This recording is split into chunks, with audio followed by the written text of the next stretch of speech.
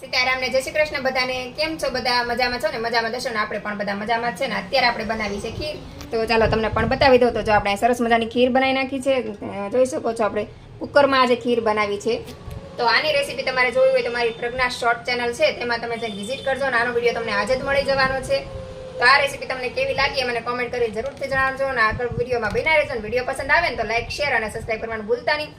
તો આજે આપણે વિડીયો બનાવવાનું થોડું મોડું થઈ ગયું છે, કેમ કે આપણે ઓમભાઈને ટિફિન બનાવવાનું હતું અને ખીર આજે મેં અત્યારે જ બનાવી છે.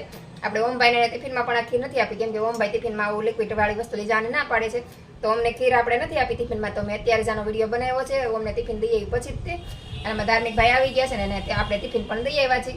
તો આપણે ઓમભાઈને ટિફિન દઈ આવીને પછી આપણે વિડીયો બનાવવાનું સ્ટાર્ટ કર્યું છે. અને એમાં ધાર્મિક ભાઈ બેસી ગયા છે જમવા. તો આપણી ખીર બનીને સરસ મજાની તૈયાર થઈ ગઈ છે. તો આ ખીર આપણે અત્યારે શ્રાદ્ધમાં પણ બનાવી શકીએ છીએ, અને સ્પેશિયલ આ શ્રાદ્ધ માટે તે આપણો વિડીયો બનાવ્યો છે ખીરનો. તો તમારે પણ જો શ્રાદ્ધ નાખવાનું હોય તો આ ખીરની રેસીપી તમારે જોવી હોય તો મારી ચેનલમાં જઈને વિઝિટ જરૂરથી કરજો. તો તમને આની રેસીપી પસંદ આવશે. અને ફક્ત 5 મિનિટમાં જ બની જાય એવી રેસીપી છે. આપણે કુકરમાં બનાવી છે એટલે ફક્ત 5 મિનિટ બાદ બની જાય છે, અને સમય પણ ઝાઝો લાગતો નથી, અને એકદમ ટેસ્ટી પણ બને છે. તો ખૂબ સરસ ખીર બનીને તૈયાર થઈ છે. તો ચાલો બધા ખીર ખાવા. તો ચાલો આપણે હવે જમવા બેસી જાય. ધાર્મિકભાઈ જમી લેવા આવ્યા છે, કેમ કે એ અત્યારે ગરમ ખીર ન ખાય. ધાર્મિકભાઈને અત્યારે આપણે ફ્રીજમાં મૂકી દઈશું ખીર ને, પછી બે ભાઈ 4 વાગે ખીર ખાશે. તો ચાલો આપણે હવે જમી લઈએ. ને અત્યારે આપણા ધાર્મિકભાઈ ટ્યુશન જવા માટે નીકળાય ભેગો આપણે વરસાદ ચાલુ થઈ ગયો છે. તમે જુઓ વરસાદ આપણે કેટલો આવવા માંડ્યો છે. અત્યારે વરસાદ શરૂ થઈ ગયો, ફૂલ વરસાદ આવવા માંડ્યો છે.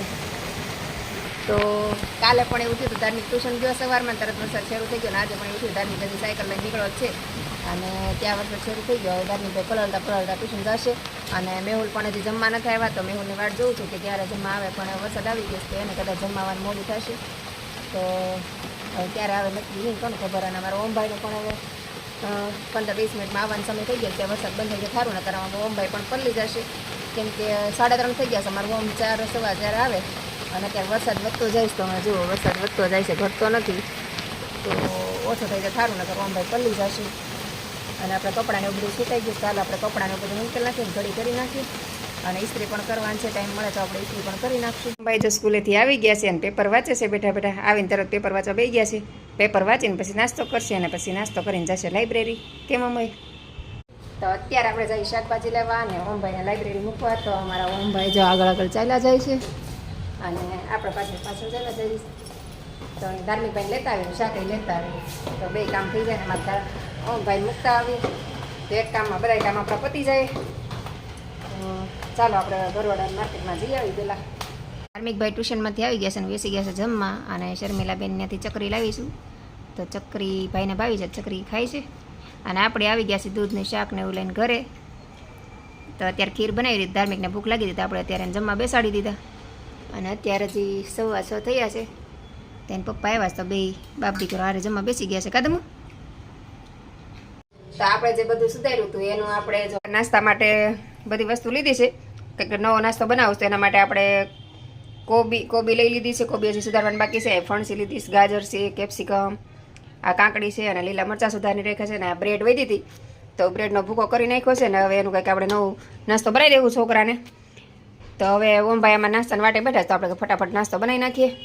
તો આપણે બ્રેડ ને એવું બધું ક્રશ કરી નાખ્યું હતું, કેપ્સિકમ ને મરચાં અને ગાજર ને બધું સુધારી નાખ્યું હતું. એના મેં મંચુરિયન બનાવી નાખ્યું છે. તો જો તમે વધેલી બ્રેડ હોય એની કિનારી હોય ને, એને તમે આવી રીતે મંચુરિયન બનાવી શકો છો. જો મેં છોકરા માટે મસ્ત મંચુરિયન બનાવી નાખ્યું. અને મારી પાસે થોડુંક બીટ પડ્યું હતું ને, તો બીટ પણ મેં નાખી દીધું. તો આ હેલ્ધી મંચુરિયન છે. તો આના કલર પણ નહીં જતા, કેમ કે આમાં બીટ નાખ્યું છે એટલે થોડી કાળી ગોળી થઈ છે. અને અહીંયા આપણે કોબી અને ગાજર ને વઘાર માટે આ બધું કાંદા અને કેપ્સિકમ ને બધું સુધારી નાખ્યું છે. અને આમાં થોડુંક લસણ છે, તો હવે આનો વઘાર કરી નાખશું. તો આનો વિડીયો તમારે જોવો હોય પૂરો, તો મારી પ્રજ્ઞા શોર્ટ ચેનલમાં જઈને વિઝિટ કરજો. એમાં તમને આની રેસીપી મળી જશે, કેમ કે હું અત્યારે વિડીયો એમાં જ અપલોડ કરી દઉં છું. તો તમને આમાં પૂરી રેસીપી તો નહીં મળે. તો ચાલો આપણે મંચુરિયન બનાવી નાખીએ.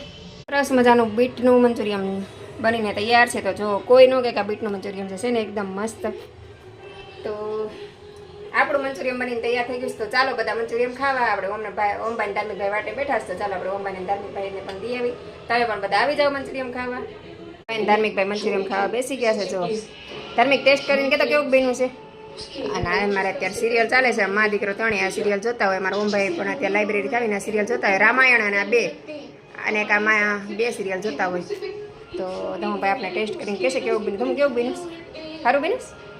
તો મંચુરિયન અમારો પણ એકદમ ટેસ્ટી બન્યું છે. તો ચાલો બધા મંચુરિયન ખાવામાં ધાર્મિકભાઈ મમ્મીભાઈ ખાવા માંડ્યા છે. તો આજનો વિડીયો આપણે અહીંયા જ પૂરો કરશું. તો વિડીયો પસંદ આવ્યો હોય તો લાઈક શેર અને સબસ્ક્રાઈબ કરવાનું ભૂલતા નહીં. તો ફરીથી મળશું કાલે એક નવા વિડીયો સાથે. જય હિન્દ, જય ભારત, ગુડ નાઇટ.